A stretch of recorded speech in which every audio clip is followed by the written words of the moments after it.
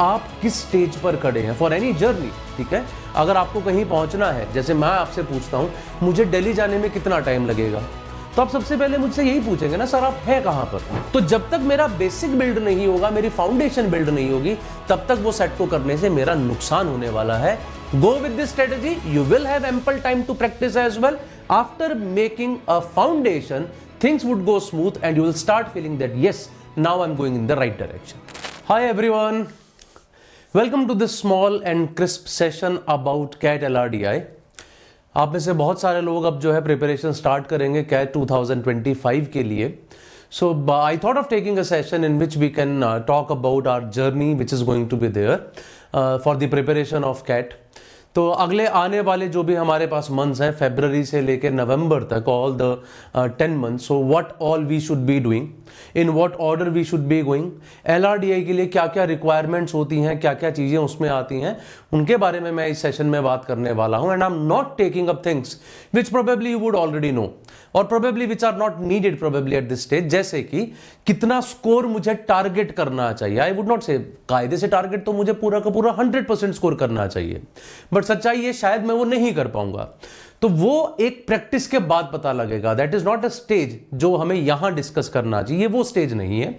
उसके बारे में शायद हम 2 महीने 3 महीने के बाद बात कर सकते हैं. लेकिन शुरुआत कैसे किया जाए, क्या क्या चीजें पढ़नी चाहिए, कौन कौन सी चीजें मुझे करनी चाहिए, उन सब के बारे में I will be talking about today in this session. So let's straight away start with this session on that. Before I start, I'm just giving you an information that currently at Unacademy you can get 12 plus 3 months subscription for just 20,999 and 18 plus 6 months for just 29,999. Not only that, you are also getting this CAT Assure product where if you crack CAT 2025, if you are God forbid if you are not able to do that, you get a free extension for the next year. Do check this out. This offer is going to be very useful for you. The first question that comes to my mind when I say कि चलो एक plan बनाते हैं LRDI का, क्या क्या करें, कैसे कैसे प्रिपेयर करें, ठीक है. तो ऑफ कोर्स मेरा टारगेट ये था, जब मैं बना रहा था इस सेशन को, तब मैंने सबसे पहले सोचा what would a student be thinking at this stage, कि मेरे सामने इतने मंथ्स पड़े हैं, मैं क्या पढ़ूं LRDI में, कैसे कैसे पढ़ूं, कौन सी चीजें पहले करूं, कौन सी चीजें बाद में करूं, किस तरह के क्वेश्चंस मुझे करने चाहिए, how do I improve my logical reasoning skills और DI skills. So the first thing that comes to the mind is of course कि आप किस स्टेज पर खड़े हैं फॉर एनी जर्नी, ठीक है. अगर आपको कहीं पहुंचना है, जैसे मैं आपसे पूछता हूं मुझे दिल्ली जाने में कितना टाइम लगेगा, तो आप सबसे पहले मुझसे यही पूछेंगे ना, सर आप हैं कहां पर, कि दिल्ली जाने में कितना टाइम लगेगा. तो इस बात पे डिपेंड करेगा. फिर आप ये पूछेंगे अच्छा आप जाएंगे कैसे. मेरी जर्नी जो है, I will be taking a flight, I will be going by train, I will be going by बस और I will be going by car. ये उस पर भी डिपेंड करता है. दैट मींस कि जब मैं अपनी प्रिपरेशन कर रहा हूं LRDI के लिए, तो वहां पर भी सबसे पहला सवाल ये है मैं ऑलरेडी किस स्टेज पे हूं. ये जो पहला पड़ाव है, जहां पे मुझे ये जानना है whether I am a first timer, मैं पहली बार कैट दे रहा हूं, मैंने पहली बार LRDI को देखा है, LRDI में क्या क्या आता है मुझे ज्यादा नहीं पता इन चीजों के बारे में. और there is another guy who is a retaker. Retaker एक वो आदमी है जो 1 साल probably already prepare कर चुका है LRDI के लिए. अगर आप ऑलरेडी प्रिपेयर कर चुके हैं तो आपको ऑलरेडी एक आइडिया है कि LRDI में ये कुछ आता है, इस तरह के सेट्स आते हैं. You have practised some of them as well of course during your previous training और व्हाटएवर यू डिड. तो उस वक्त आपने किया होगा ये सब कुछ. लेकिन एक फर्स्ट टाइमर के लिए सब कुछ बिल्कुल नया है. So I am giving you this plan from the perspective of a first timer, but if you are a retaker you can just tweak it a little according to you. जैसे जब मैं कहता हूं कि आप जो है बेसिक्स पढ़िए, तो शायद उस आदमी के लिए होगा चलो यहां बेसिक्स नहीं पढ़ने, तो मैं एक काम करता हूं, मैं जो अगले स्टेप पे सर कहने करने के लिए उसको थोड़ा जल्दी कर लेता हूं. You will have a benefit that you would be able to probably do a little bit more than that of a first timer. उनके पर्सपेक्टिव से देखूंगा तो आपको थोड़ा सा ज्यादा मिल रहा होगा करने के लिए, क्योंकि आप वो सारी चीजें पहले से कर चुके हैं. तो उसी के बारे में हम लोग बात करेंगे इस सेशन में. So first of all, if I talk about A first timer, let's start with the first thing, the basics. क्या होता है LRDI के अंदर और उसके बेसिक्स में कैसे इंप्रूव करूं. LRDI is made of 2 things. One is logical reasoning, the other one is data interpretation. तो पहली बात मैं आपको बता दूं, CAT 2024 से पहले हम लोग हमेशा ये कहा करते थे that CAT is actually asking you a lot of LR. CAT के पर्सपेक्टिव से the exam is generally LR heavy. लेकिन और भी एग्जाम्स आप देते हैं जहां पे डीआई की यूज होता है। जैसे आप अगर एग्जाम जेट का दे रहे हैं तो क्वांट में डीआई एक पोर्शन है, जबकि एलआर का कोई सेक्शन ही नहीं है। वहां पे there is a section called VLR, लेकिन उसमें वैसे वाला एलआर नहीं आता है। स्नैप में यू सी डीआई, एनमैट में यू सी डीआई, सीमैट में DI is there, Maharashtra CET में डीआई इज देयर। तो डीआई एक ऐसा एरिया है जो आपके बाकी सभी एग्जाम्स में आराम से मतलब आपको करने लायक डीआई देखने को मिल जाएगा। लेकिन जो कैट का एलआर है वो थोड़ा सा डिफरेंट है, जो मैंने कैट के अलावा ज्यादातर एग्जाम्स के अंदर नहीं देखा है। तो CAT was a LR heavy paper, लेकिन कैट 2024 जब हुआ उसके बाद चीजें कुछ चेंज हुई। जैसे अगर मैं सबसे पहले स्लॉट 1 की बात करूं, सडनली स्लॉट 1 में 5 में से 3 सेट्स ऐसे थे जिसके अंदर डीआई का यूज हो रहा था। There was a graph of candlestick chart, there was probably a bar graph as well. I don't remember currently कि एग्जैक्टली कौन कौन से टाइप से, मुझे कैंडलस्टिक पक्का याद है, एक बार ग्राफ था ये पक्का याद है, एक थर्ड भी था। तो बार ग्राफ बेस्ड ही मेरे पास 3 सेट आ गए। स्लॉट 2 के अंदर भी there were 2 sets that I remember, my slot was slot 2, तो मुझे याद है उसके अंदर भी 2 सेट हम लोगों को उसने डीआई बेस्ड दी है, जिसमें एक तो प्योर डीआई था, बबल चार्ट, जो हम लोगों ने जनरली नहीं पढ़ा होता है, और एक और डीआई का सेट था हम लोगों के पास which was based upon some bar graphs. So इसका मतलब सडनली शिफ्ट हुआ कैट 2024 में।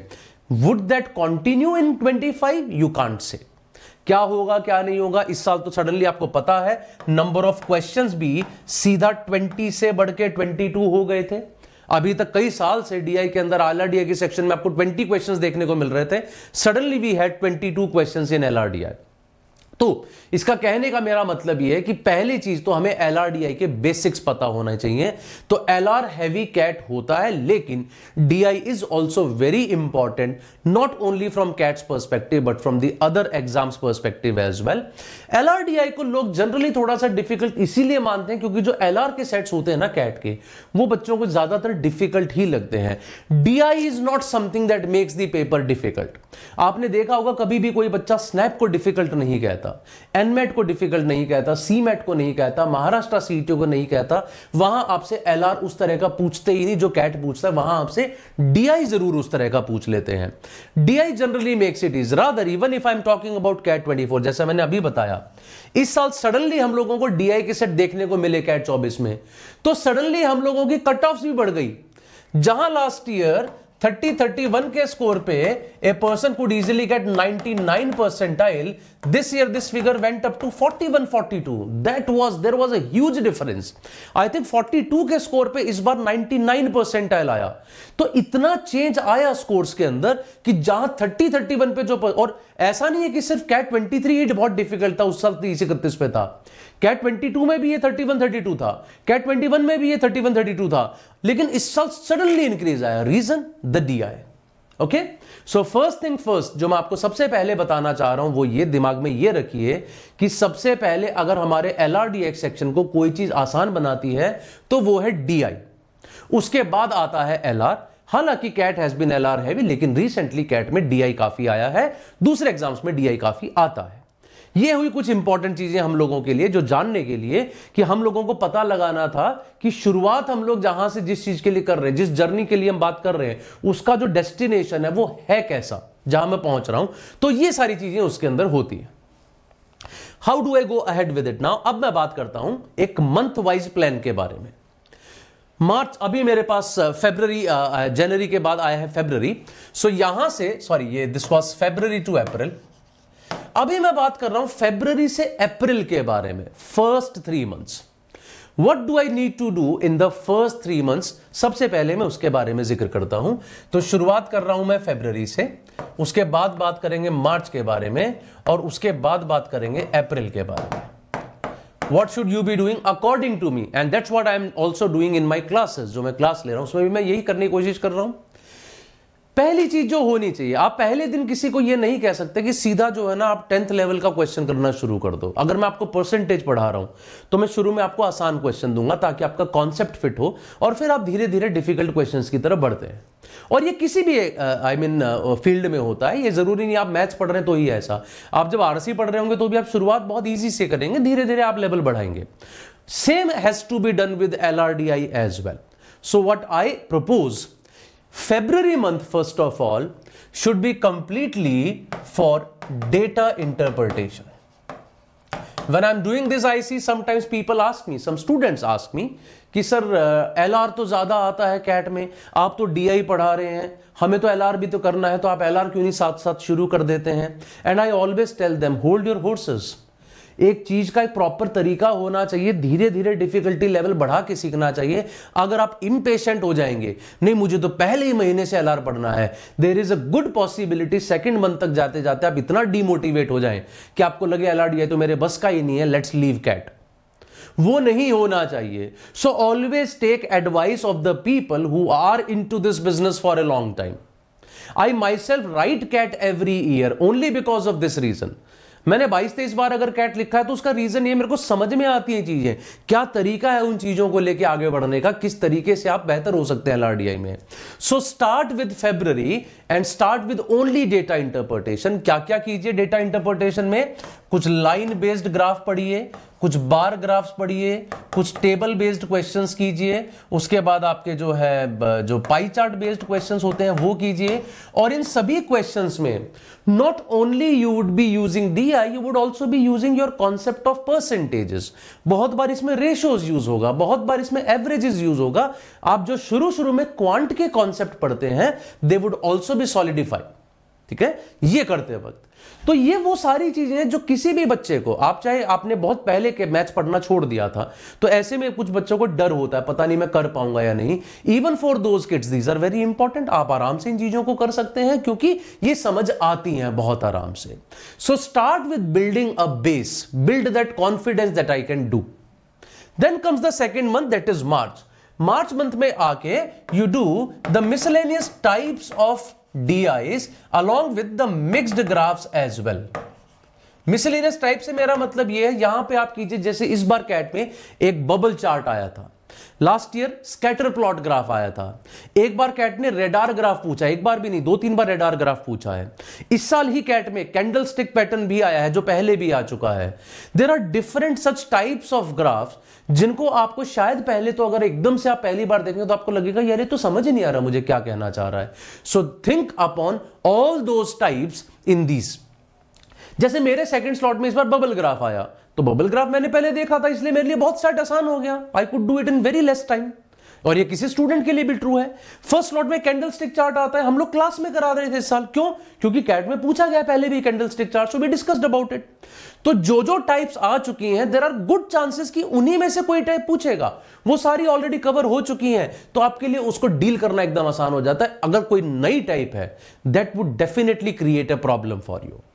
So February month for all the DI basic types, February 2 for the miscellaneous type, for the mixed graphs, and I would also say some difficult questions of DI as well. So basically by March end, you should feel confident enough in DI कि अब मेरा DI बेहतर हो चुका है। फिर आता है April month.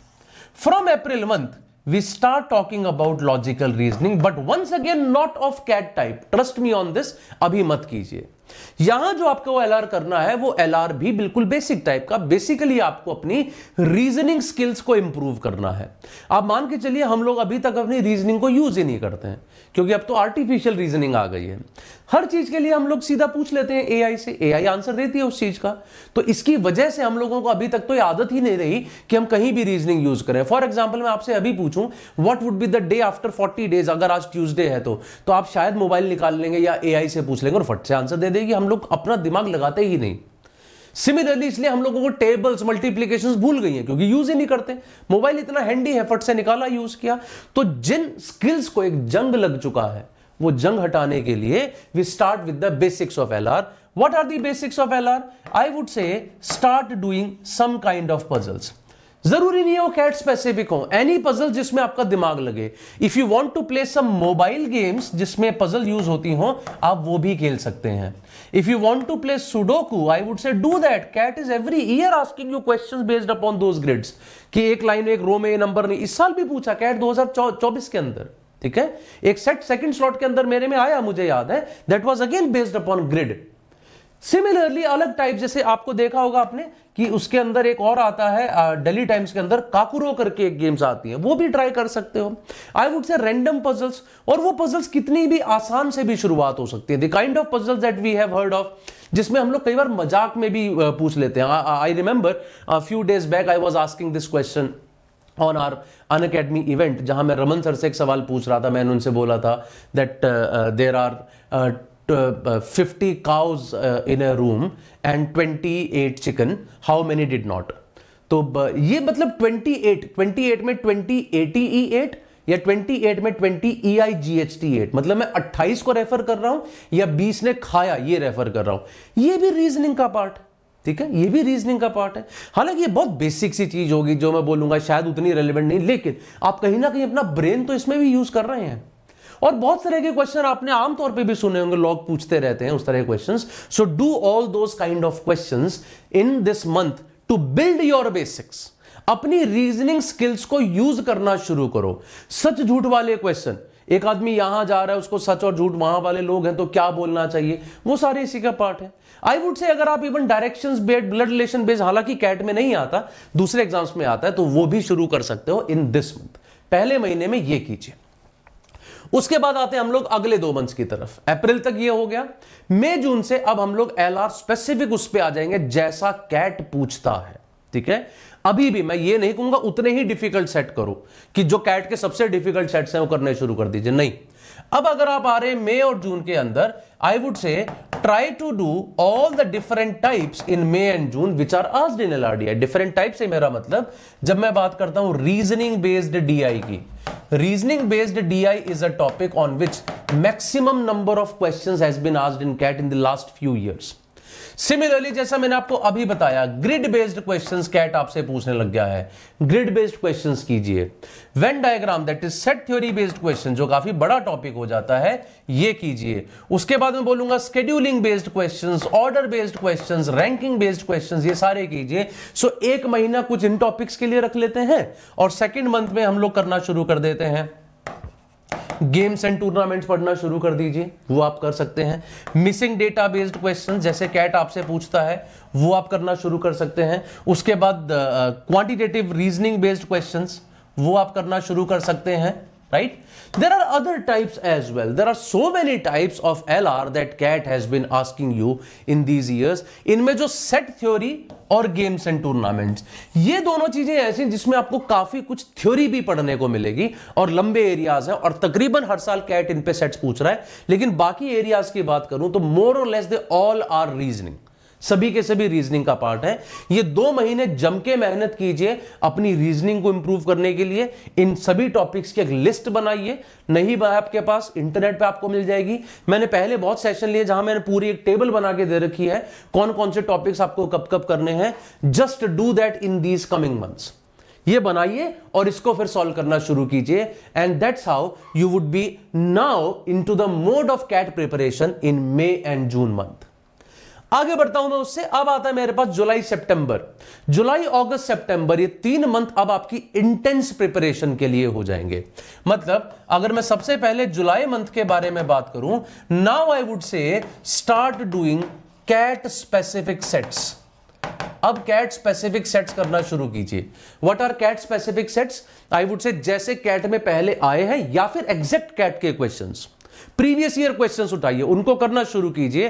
Get an idea cat आपसे किस तरह के क्वेश्चंस पूछ रहा है। You can use all of this time to do those CAT specific sets. CAT 2024, 23, 22, 21, 20 और ये सारे अवेलेबल है। और कैट 2009 से पहले के पेपर्स उनमें भी बहुत बढ़िया एलआर के सेट्स आए हैं। You can do all of those in July. Then I talk about August month. August month में start doing some sectional tests for DI now. कोशिश करो हर रोज अगर आप एक सेक्शनल टेस्ट कर पाओ, अदरवाइज हर 2 दिन में तो एक करो ही करो। सेक्शनल टेस्ट का मतलब 40 मिनट का टाइम लेके, प्रॉपर टाइम लगा के और सेट्स करने शुरू करो, जिसके अंदर आपके पास हर तरह के सेट्स आते रहें। Then comes the month of September. सितंबर मंथ में आप बहुत नजदीक पहुंच जाएंगे अपनी प्रिपरेशन के। यहां पर आकर आपके लिए बहुत इंपॉर्टेंट हो जाएगा जो भी कुछ आपने कर रखा है उस सब को सॉलिडिफाई करने का। Now you have to work upon your strategies as well by doing a lot of mock test और द सेक्शनल टेस्ट। हालांकि मेरे ख्याल से सेक्शनल टेस्ट आपके लिए ज्यादा मायने रखेंगे। यहां पे मॉक टेस्ट कीजिए, सेक्शनल टेस्ट कीजिए और यहां पे स्ट्रेटेजाइज कीजिए। स्ट्रेटेजाइज करने से मेरा मतलब है आपको कौन सी चीज सूट करती है। Now you will figure that out. आप डीआई पहले शुरू करते हैं तो बेहतर कर पाते हैं, या एलआर पहले शुरू करके बेहतर कर पाते हैं? किस तरह के सेट्स में आप फंसते हैं? Are you able to figure out which set is easy, which set is difficult? क्या आप कुछ क्वेश्चंस करके किसी सेट के निकल पाते हैं? क्या आप ऑप्शंस के थ्रू किसी सेट को कर पाते हैं? There are lot of things that you will understand through this process. ठीक है, तो पहले हम लोगों ने डीआई पढ़ा, फिर हमने एक महीने में एलआर के बेसिक्स पढ़े, फिर हमने कैट स्पेसिफिक एलआर पढ़ना शुरू किया, फिर हमने पुराने कैट के पेपर्स के सेट्स करे, उसके बाद हमने कुछ सेक्शनल टेस्ट किए कैट के, और फिर हम मॉक टेस्ट के थ्रू एक स्ट्रेटेजी बनाते हैं प्रॉपर कि मेरा एलआर डीआई कैसा जाना चाहिए। Comes the last 2 months, October and November. I would say October month आपके लिए सबसे ज्यादा इंपॉर्टेंट रहेगा because you have to write as many mocks as you can. You have to analyze each and every mock properly, and you have to now see that where are you making mistakes. What are your strength areas, what are your weak areas, वो सारा अब आपको पता लगेगा। यहां अक्टूबर month में आके properly हर set को एनालाइज करो। जो सेट आप वहां नहीं कर पाए थे, why did you not do दो सेट्स जबकि वो सेट आसान थे, ये फिगर आउट करो। जो सेट मुश्किल थे, why did you do that दो सेट्स, ठीक है, वो सेट आपने क्यों किए, आप उसको एनालाइज करो। तो कौन कौन सी गलतियां आप कर रहे हैं, क्या शॉर्टकट्स हो सकते थे क्वेश्चंस को करने के, उसको फिगर आउट करो। This is the time to analyse everything that you have done, and finally in the month of November you just have to revise and just strategise, nothing else. अब आपके पास ये महीना जो लास्ट का है वो सिर्फ इस काम के लिए होगा। मॉक दूंगा, उसमें जो स्ट्रेटेजी बनाई है वो यूज करूंगा, और फिर देखूंगा क्या वो स्ट्रेटेजी सेट बैठती है कि नहीं। साथ साथ I will be revising my DI skills, I will be revising my reasoning areas. वो सारे के सारे नवंबर मंथ में मेरा काम है उनको रिवाइज करके एक स्ट्रेटेजी बनाने का, ताकि I have an iron clad strategy at the end of November which I can straight away use in the exam. Okay, so that's the complete strategy according to me month wise. If you follow that strategy, I am sure it is going to be pretty useful. Without being impatient, just go with that. ठीक है, बाकी आप जितना practice करेंगे उतना बेहतर होते चले जाएंगे। इसीलिए आपने ध्यान दिया होगा, मैंने जून के बाद तकरीबन सारी चीजें प्रैक्टिस के लिए रखी हैं, जुलाई, अगस्त, सितंबर, अक्टूबर, नवंबर। But the problem is we become impatient and we start running from the very first month. नहीं सर, फरवरी से ही कैट वाला अलर्ट करना शुरू कर दूंगा, मैं मार्च से ही कैट वाला अलर्ट ये करना शुरू कर दूंगा। That impatience will lead to probably frustration for you because you might feel कि मेरे से तो हो ही नहीं रहा कुछ भी, ये तो कैट के सेट से मैं कर ही नहीं पा रहा हूं। तो जब तक मेरा बेसिक बिल्ड नहीं होगा, मेरी फाउंडेशन बिल्ड नहीं होगी, तब तक वो सेट को करने से मेरा नुकसान होने वाला है। Go with this strategy, you will have ample time to practice as well. After making a foundation, things would go smooth and you will start feeling that yes, now I'm going in the right direction. That's the monthly plan according to me, guys, and that's all from my side. As I said, I just wanted to talk about all these things. A few more things, that we are all-star batch is also coming up from, I think, 30th of January. You can join in this batch, and if you are also writing VAT, GDPI, for that as well we have a course going on, so you can join that too. So that's all from my side, guys. Thank you very much. I hope this was useful for you. Apart from this, I'm also coming up on Wednesday at 10 PM, and what am I going to do in that session? Let me tell you. LRDI के लिए मैं शुरुआत कर रहा हूं। सबसे पहले, जैसा मैंने कहा, पहला स्टेप क्या होना चाहिए, LRDI में सबसे पहले मुझे पता होना चाहिए कैट में आता किस तरह का है। पहले मुझे अपने डेस्टिनेशन को जानना है, किस तरह का आता है। I'll be talking about that tomorrow, that is at 10 PM on YouTube. Do not forget to join that session tomorrow at 10 PM, where I'll be starting with some discussion of LRDI sets that have been there in CAT previously, to get an idea what kind of LRDI appears in CAT. That's all from my side. जल्दी ही मिलते हैं कल शाम को 10 बजे in the next session. Till then, bye bye. Take care of yourself.